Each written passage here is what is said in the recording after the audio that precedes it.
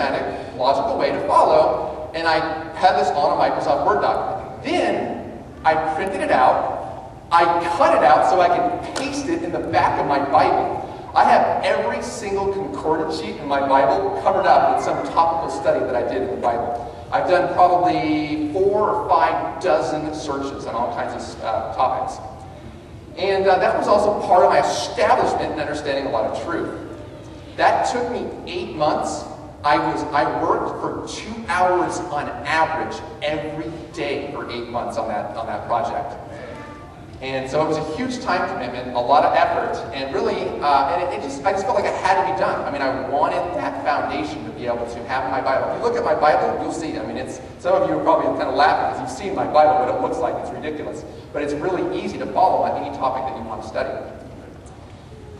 So, at that point, I recognized that I needed, obviously, to be baptized. That's a very clear teaching of the Bible, right? But, like I said, I'd never been a member of any church. So, I set a goal because I had very little exposure to what other churches believed. I set a goal back in 2009 to go to a different church every single month. And my rule was to visit at least 2 services of that church, meet with the head pastor of that church individually, one-on-one, and discuss with him all the mainline teachings, the beliefs, the practices, and the teachings of that church on all topics of the Bible, like the Sabbath, what sin is, the commandments, baptism, the beast, hellfire, the health message in the Bible, state of the dead, I mean, everything. And on top of getting that exposure to what other churches believe, I also usually focused on one little hot topic. I like to make the meetings interesting, right? So I would usually pick a topic that I knew the church it didn't support because it had justifications or whatever, for whatever reasons. Usually that revolved around the Sabbath, but I usually varied it among a lot of other topics. I had awesome conversations about the beast with the Presbyterian, hellfire, and the state of the dead with the Nazarene minister. We actually met probably 5 or 6 times. And we went through every single verse that the Bible teaches on these subjects. And that's what I did. On top of that, I read the main literature of every single church. So for example, the Church of Latter-day Saints, guess what book I read? Of course, I studied Joseph Smith and I read the Book of Mormon. The Catholic Church, I also read the 800-page St. Peter's Catechism, front to back. I read a number of other material in the Catholic Church, because that's an amazing church. They have a lot of material. I also studied Islam. Guess what book I read? The Quran, right? I read that front and back. I met with dozens of, let's say dozens, I would say probably 4, 5, 6 different Muslims, meeting with them, talking with them about their faith, and going to a lot of their prayer services. By the way, for anyone that wants to study that religion, it's amazing. A lot of Christians are totally bewildered on that faith and don't know a lot of their background. But if you study Islam, I wouldn't say, it's amazing faith, and really when you kind of get down to it, you'll learn a lot of things that you never knew otherwise. And so at that point, I went all the way through 2009 doing this. However, I wasn't yet satisfied. I had a number of other churches that I wanted to visit.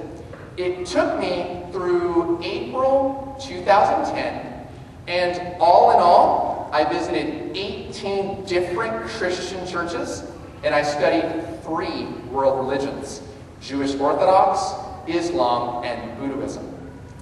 Now, some of you are probably saying, well, Nathan, why don't you tell us them all? Are you ready for this?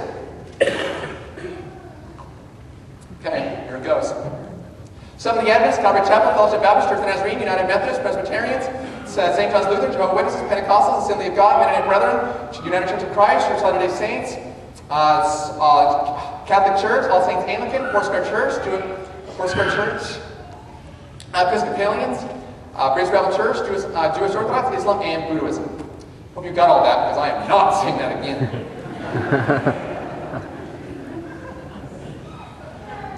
Now, after doing that, I had to ask myself a logical question. Having visited all these denominations, I had to just step back and ask myself, okay, I studied all these faiths meticulously. If I were to ask the question, which church or denomination or faith, whatever you want to call it, follows more in tune with the Bible than any other, I would have to say, well, yeah, it would be the Seventh-day Adventist Church. However, when I thought about that, I still had some big red flags about the faith. The first one was Ellen G. White. Now I know some of you know Ellen G. White, and some of you do not. She's an acclaimed minister of God, or a messenger of God. Some people claim she's a prophetess, which she never claimed herself. She actually discredited that title. But anyway, I couldn't judge her because I hadn't read hardly any of her material. I only read Steps to Christ. And for those of you who know her reads, that is a teeny book compared to what she writes. Now, she's actually one of the most prolific women authors in world history. She has tens of thousands of pages out that she's written. Now, I couldn't judge her, like I said, because I hadn't read her material. So guess what I did? I set another goal.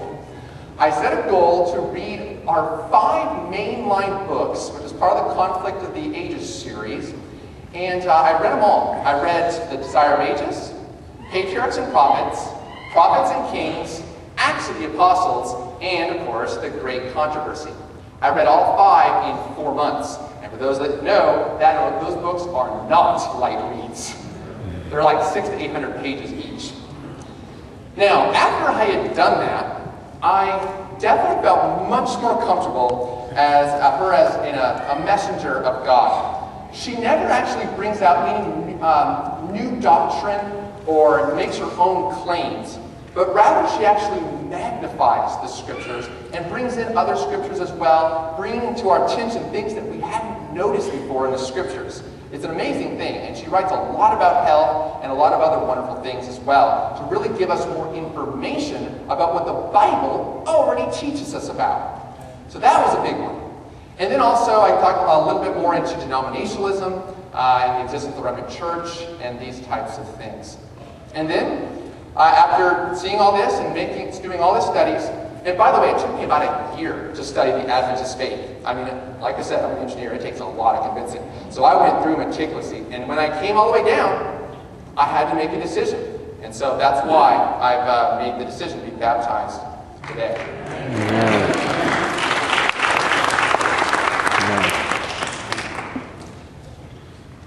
Now, at this point, I'm going to get more into the Bible on a number of scriptures. But before I do that, I want to lay down a little bit of foundation that some of you may know, but probably most of you do not.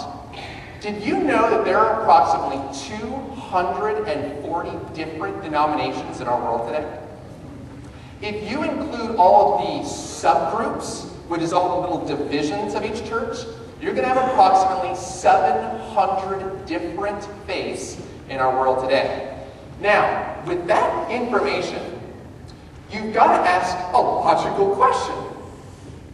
If we have one Bible and one Jesus, can all 700 of these faiths, which all believe something different, by the way, be right?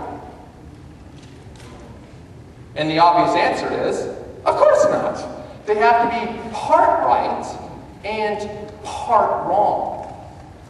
Now, with that being said, I of course have a number of Christian friends, and we collaborate very well, and a lot of other different denominations. But it's interesting, if you ask the average Christian why you believe what you believe, why you do what you do, and why you attend where you attend, you know most people can't give you evidence of that question. They can't really tell you why. And so my personal opinion, that is sad. You ought to know why you believe what you believe, and do what you do, and attend where you attend.